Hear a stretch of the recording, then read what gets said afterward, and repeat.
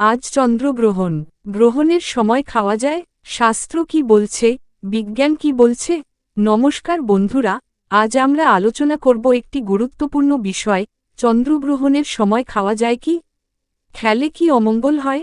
শাস্ত্র কি বলছে? আর বিজ্ঞানের মতো কি? চন্দ্রগ্রহণ কিভাবে হয়? বৈজ্ঞানিক ব্যাখ্যা।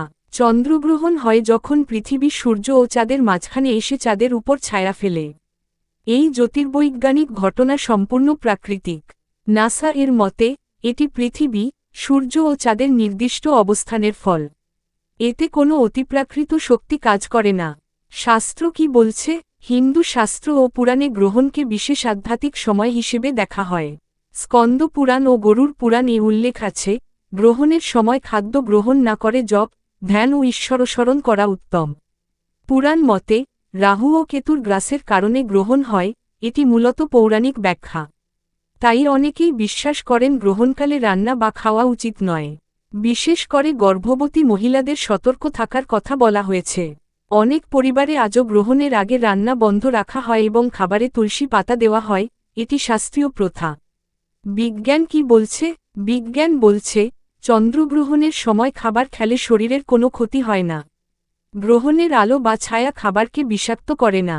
চিকিৎসক ও বিজ্ঞানীরা বলেন, গ্রহণ একটি জ্যোতির্বৈজ্ঞানিক ঘটনা। এটি মানুষের শরীরে সরাসরি কোনো প্রভাব ফেলে না।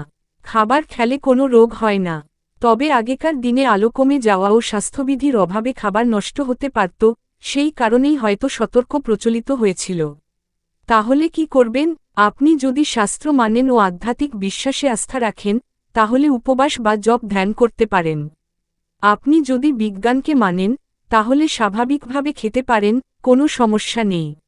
সবটাই ব্যক্তিগত বিশ্বাস ও সংস্কৃতির বিষয়। উপসংহার: চন্দ্রগ্রহণ একদিকে আধ্যাত্মিক গুরুত্ব বহন করে, অন্যদিকে এটি সম্পূর্ণ বৈজ্ঞানিক ঘটনা। বিশ্বাস ও বিজ্ঞানের মধ্যে সমন্বয় রেখেই সিদ্ধান্ত নেওয়াই শ্রেয়।